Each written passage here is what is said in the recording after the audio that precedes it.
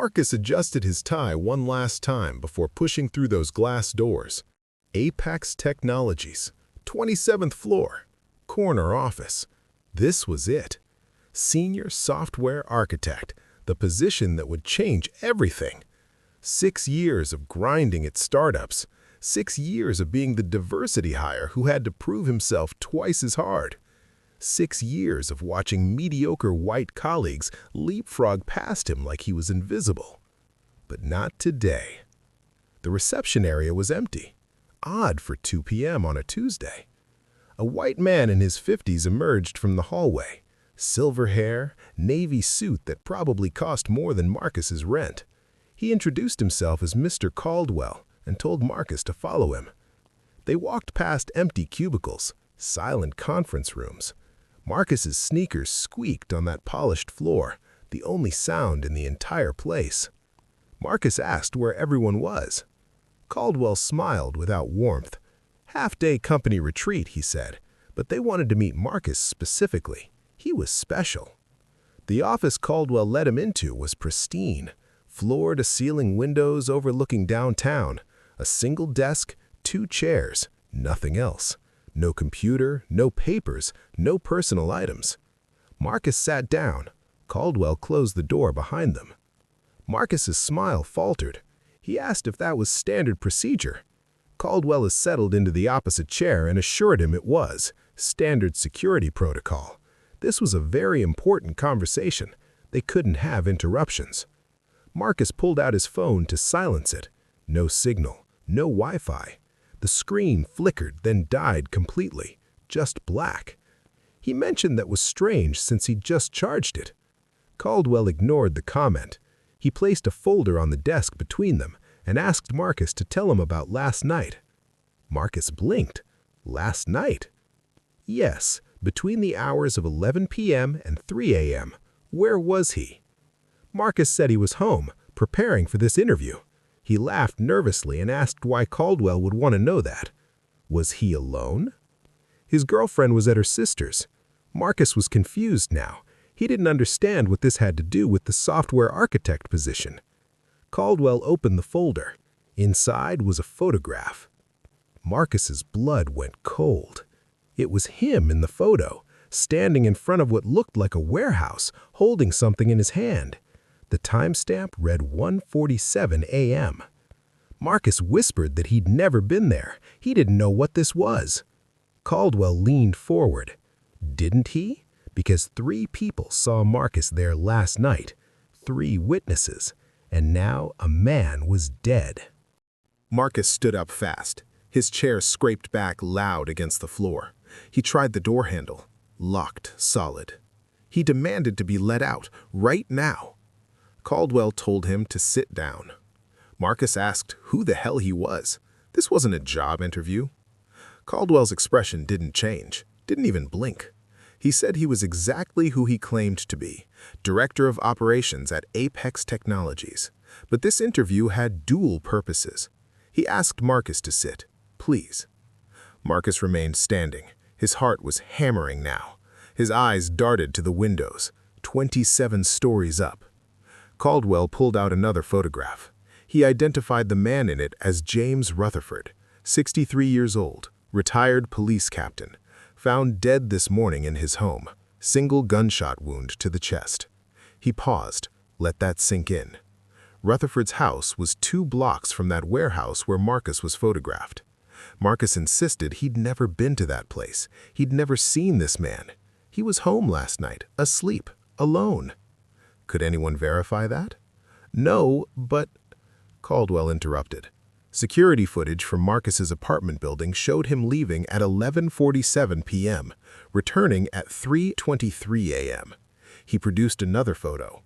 Marcus, in his hoodie, walking through what looked like his apartment lobby. This was impossible.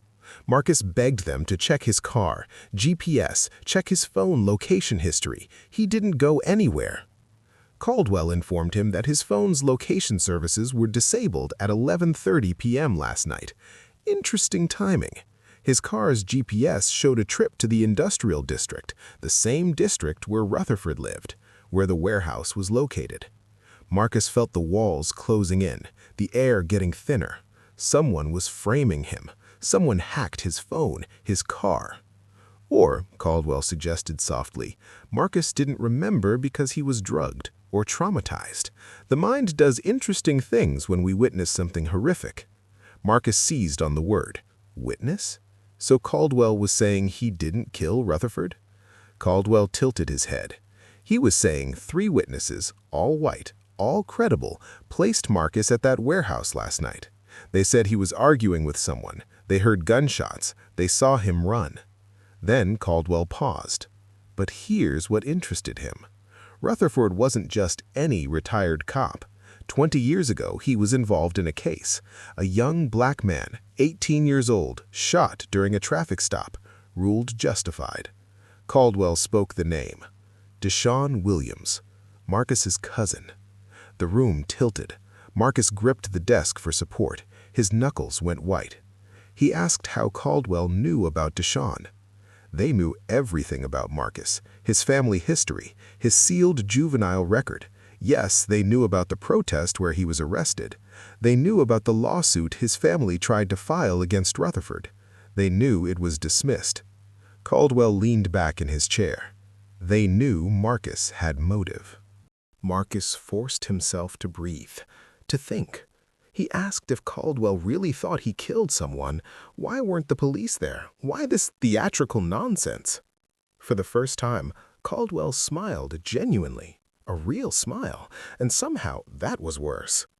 Because the police didn't know yet. Rutherford's body wouldn't be discovered for another 43 minutes. His housekeeper found him every Tuesday at 3 p.m. Caldwell checked his watch as he said this. Ice flooded Marcus's veins. He asked how Caldwell could possibly know that unless they killed him. Caldwell finished the sentence. Yes, Marcus. Now he was catching up. Marcus lunged for the door, throwing his shoulder against it. It didn't budge. He spun around and shouted that Caldwell was insane, that he murdered someone and was trying to frame Marcus. Frame him? Caldwell laughed. No, they were giving Marcus a choice. He pulled out a tablet, tapped the screen. Security footage appeared. The warehouse, a figure in a hoodie, Marcus's hoodie, the one hanging in his closet right now, approaching the building. The timestamp read 1:47 a.m. Marcus said it was a deepfake, AI generated. Very good, Caldwell replied. Marcus was a software engineer after all. Yes, it was synthetic, very expensive synthetic. Took their team about 6 hours to render something this convincing. But here was the thing. It would hold up long enough for Marcus's DNA to be found at the scene, long enough for the gun to be discovered in a location Marcus visited last week, long enough for those 3 witnesses to identify him in a lineup. Marcus asked why. Why him? Because he was perfect. Caldwell stood, walking to the window, looking out over the city like he owned it. Young, talented, ambitious, black man with a grudge against a dead white cop, the media would eat it up. Revenge killing, racial violence, it would dominate the news cycle for weeks. He turned back. And while everyone was focused on Marcus, no one would look at the real reason Rutherford had to die. Which was? Rutherford was going to talk about things that happened 20 years ago, things that powerful people needed to stay buried. Marcus's cousin's death wasn't the accident they claimed. There were 8 other boys, all black, all killed by the same unit. Rutherford kept records, insurance, he called it. Marcus felt sick, physically sick. He asked if Caldwell was saying Deshawn's death was convenient for people in very high places, people who are now senators, judges, police commissioners. He sat back down. And Marcus could help them keep it that way, or he could burn for Rutherford's murder. Help them? Marcus asked what the hell that meant. Caldwell opened a drawer and pulled out a small black case. Inside was a syringe filled with clear liquid. The needle caught the light. This was a very special compound, he explained, pharmaceutical grade. It would put Marcus to sleep for approximately 6 hours. When he woke up, he would be in his apartment. He would have no memory of this conversation. All he would know was that he went to a job interview at Apex Technologies, and he got the job. Marcus laughed bitterly. Caldwell was offering him the job after telling him they murdered someone? Senior software architect, $280,000 base salary, stock options, full benefits. Start Monday. Caldwell pushed a contract across the desk. Marcus's signature, the injection, his new life. In exchange, he would forget this conversation ever happened, forget about Rutherford, forget about those 8 dead boys. And if he refused? The police would receive an anonymous tip in 40 minutes. By evening, Marcus would be arrested. By next week, front-page news. The trial would take 2 years. He would lose. Life in prison, or worse. Texas still had the death penalty. Marcus stared at the contract, his signature line, his dream job. The price was his soul. There had to be another way. There wasn't. Caldwell's voice was flat, final. They'd done this before, twice. Both times the candidate chose the injection. Both were living comfortable lives right now. Both were too scared to ever speak up because the company had evidence, real evidence this time, of their crimes stored away. Insurance. Marcus said quietly that they were creating slaves. Caldwell corrected him. They were creating employees with aligned incentives. He checked his watch. 37 minutes, Marcus. What was it going to be? Marcus's hands shook. He thought of his mother, who still cried on Deshawn's birthday, his aunt who never recovered from losing her son, the other families, 8 of them, who never got justice. But he also thought of the evidence, the deepfakes, the witnesses, the manufactured timeline. They'd thought of everything. Marcus asked if Caldwell would really let him go if he signed. He would wake up tomorrow thinking he crushed the interview, start his new job Monday, never hear from Caldwell again, unless he talked. Then all that evidence would become very real very quickly. Marcus reached for the pen, then stopped. The witnesses, he said slowly. Caldwell said 3 witnesses saw him, all white, all credible. Correct. But the warehouse was in the industrial district, right? Empty at night. So what were 3 random white people doing there at 2 a.m.? Marcus's eyes narrowed. They were Caldwell's people, employees. This whole thing wasn't airtight. A decent lawyer could poke holes in it. A decent lawyer cost money Marcus didn't have, and by the time he found one, he would have spent 6 months in jail awaiting trial, his reputation destroyed, his career over. Caldwell's smile faded. Don't be clever, Marcus. Clever gets you killed. The threat hung in the air like smoke. 34 minutes. Marcus stood and paced the small office like a caged animal. Think. Think. There had to be a way out, something they'd missed. His phone. Dead, but... Caldwell gestured to a small device on his desk. Looking for his phone? EMP light. Fried electronics within a 10-foot radius.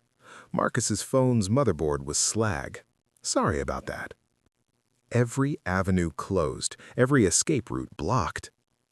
Marcus asked about the real killer, whoever actually shot Rutherford. They would get away with it. There was no real killer. They used a professional, untraceable.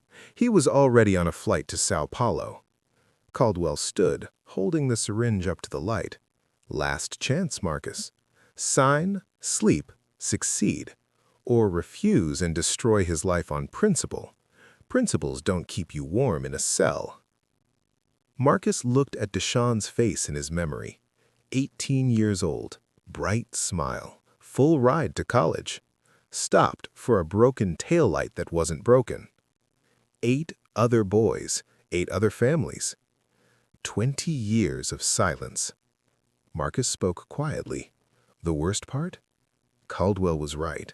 Marcus probably would go to prison. The system was designed that way. Black man accused of killing a white cop?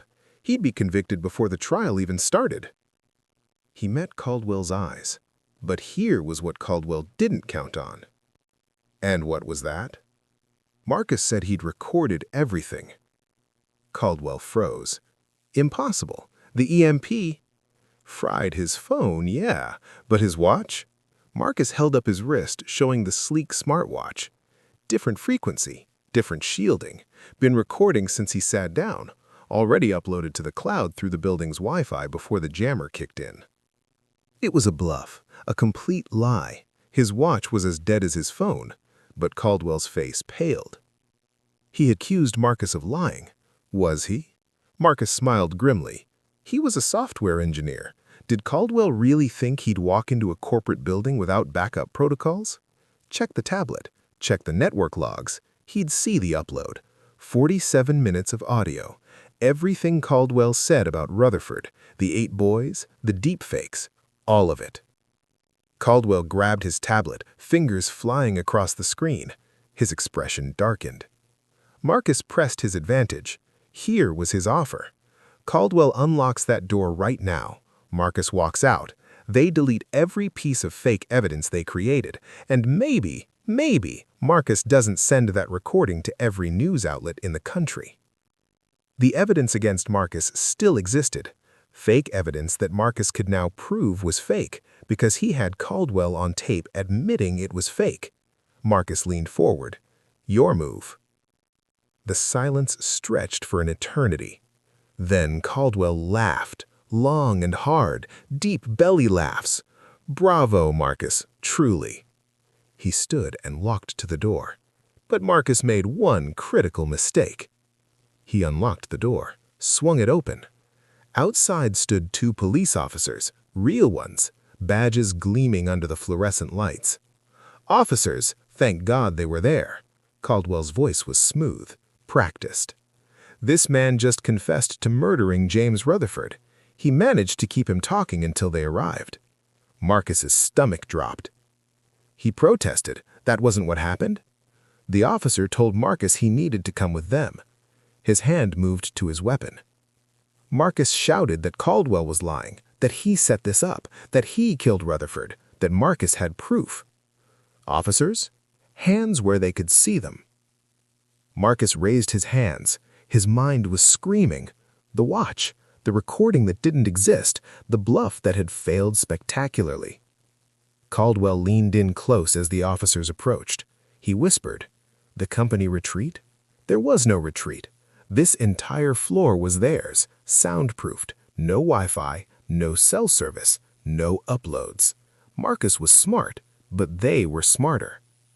The handcuffs clicked around Marcus's wrists, cold metal, final. Marcus begged them to wait, to just check the watch. One officer removed it from his wrist. They would log it as evidence. As they led him toward the elevator, Marcus looked back at Caldwell one last time. The older man held up the contract, the syringe. "You had a choice," he said. "You chose wrong." The elevator doors closed, and Marcus Chen-Williams, innocent, brilliant, doomed, descended into a nightmare that was only beginning. Sometimes the truth doesn't set you free. Sometimes it just makes the cage smaller.